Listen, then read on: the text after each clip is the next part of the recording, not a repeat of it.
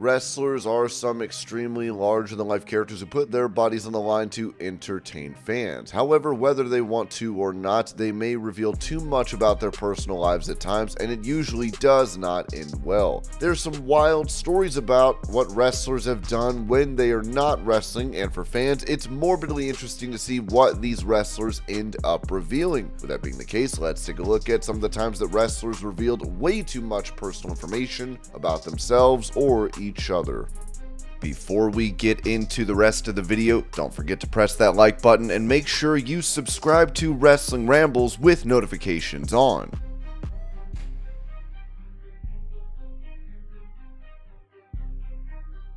As has been clear to anyone who follows his story, Matt Riddle is an unfortunate victim of himself. Be it making enemies with other wrestlers or saying the wrong thing at the wrong time, the star has done himself no favors over the years. For fans who don't know, Matt Riddle, Damien Priest, and Rhea Ripley were best friends when Riddle was still in WWE. They used to travel together as well and have many pictures. However, while Ripley was dating Buddy Murphy, Riddle and Priest were apparently having the time of their lives on the road and had orgies and were involved in sex parties with fans or women. And the fact is that they were not doing this solo but were involved together. One of Riddle's ex-girlfriends decided to give the dirt on him and Priest on Twitter, revealing to everyone who was paying attention. She implied that the two of them not only had a lot of sex parties and orgies, but at the same time she was surprised that the two of them were not in a relationship. Oh, those two together don't get me started. Besides having threesome together, I'm surprised they are together like that. 100%, 100%, 100%. Matthew is worse than Priest in my opinion, but almost in their 40s or in their 40s effing raw. The rumors have stuck since they emerged, and even now Priest has been on the suffering end of it, having been called the bisexual Undertaker. That's not it when it comes to Matt Riddle though, with videos of him nude being leaked online. His ex also posted hoping that he went back to rehab because he needed help for his sex addiction. At Matt Riddle, now I'm getting sent your effing dick swinging vid by randoms still.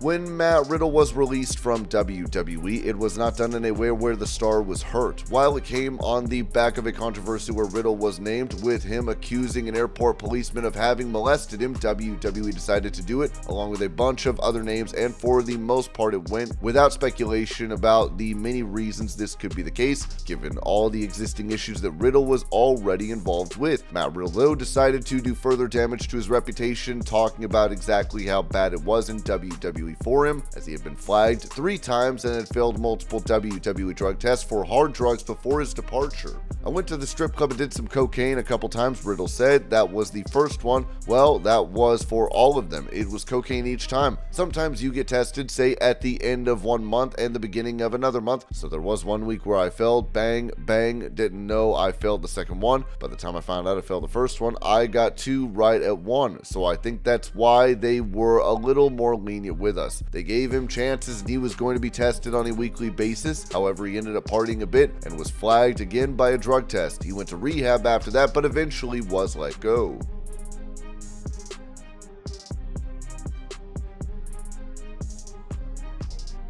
Bret Hart is easily one of the best stars in the history of wrestling, with many arguing that he could be among the best of all time. Hart is a wrestling legend who had his career cruelly cut short. First came the controversy of the Montreal Screwjob. His career never really went back to the same level again after that, as he went to WCW and things went bad for him before a stiff kick from Goldberg gave him a concussion, forcing him to end his career. In a bizarre revelation, however, Bret Hart revealed that he was an erstwhile artist as well. He apparently used to draw wrestlers on the locker room blackboard, but apparently it was not the sort of drawings that one would expect from him. He said that as he was bored, he used to draw wrestlers having orgies on the blackboard. Apparently no one knew that he was the one doing it and used to lose their minds after seeing the drawings. I remember drawing a lot of wrestlers on the blackboard in the locker room. I used to draw wrestlers in orgies and stuff on the blackboard. Really, it was out of boredom. In the beginning, nobody knew it was me, so I would draw this big orgy on the blackboard and all these sexual positions and stuff. It was just to make guys laugh. No one knew it was me. I would be getting dressed, there would be a big orgy on the board, and people were like, who did that? I don't know. George Wells would come into the dressing room and he would touch it up. Everyone would come and they thought he was doing the drawings, and he's going, I swear to God I didn't draw it. Eventually they would find out that he was the one behind it, and then used to ask for him to draw them pictures of members of the women.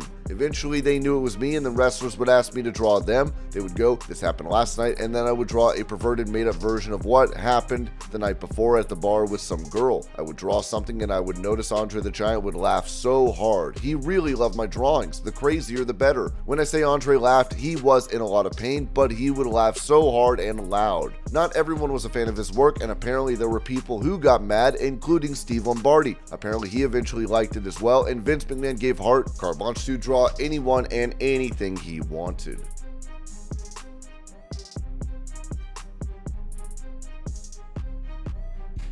The Rock is naturally one of the top stars of all time and helped WWE recently to have their biggest WrestleMania ever this year. However, when he was getting into Hollywood, he didn't have the PR machine behind him that he does now. In an issue of his old autobiography, The Rock says, he spoke about his wife and how he used to lose his temper before. He said that he had even assaulted people before. He said in his autobiography that he once choked a woman at a family wedding who had insulted his father jokingly. The next thing I knew, my hands were wrapped around her throat, squeezing the oxygen out of her tiny body. As if that was not enough, he would end up bringing 2 women to his prom. He said that he was about to participate in a 6-girl and 3-man orgy at one point, but then he met Danny Garcia, the woman who would become his wife. On his way to the orgy, he had stopped at a bar and met her, and that stopped him from going. He said that his life changed that day. I knew immediately, this is the one for me. I know that sounds corny, but it's the absolute truth. I displayed one of the primary symptoms of love sickness, a complete disinterest in cheap, sleazy sex. His life changed, and movie and wrestling fans around the world are grateful for it.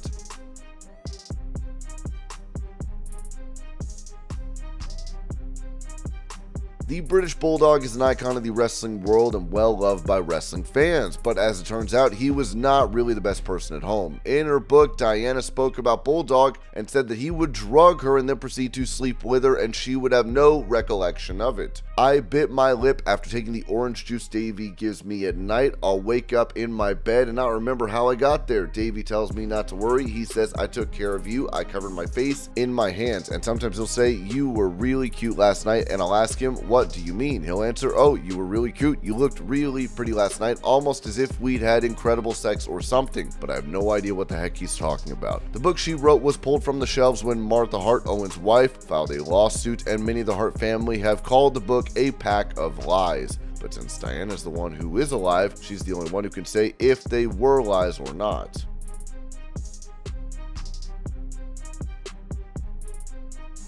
John Cena is all about hustle, loyalty, and respect, but as it turns out, he was not always on the straight and narrow. The star has previously admitted during an interview with Howard Stern that he has had sex with his fans. He said that the most girls he had ever been with were 6 women at the same time. He said that there were girls who came to a show and wanted to have a good time with him, so he decided to have his time with them. He also added that his best experience was with 2 strippers from Louisville who did everything that he could have imagined to him. Not exactly the best story to share given what his image would be later on in his career.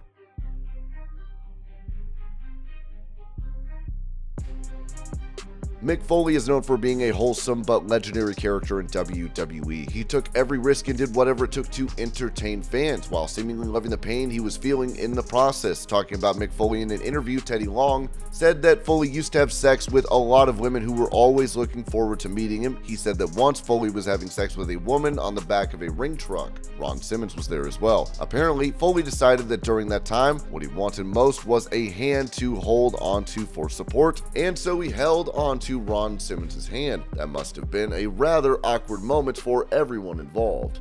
And these were times wrestlers revealed too much about their personal lives. I hope you're all having a great day. Thank you so much for watching, and I will see y'all later.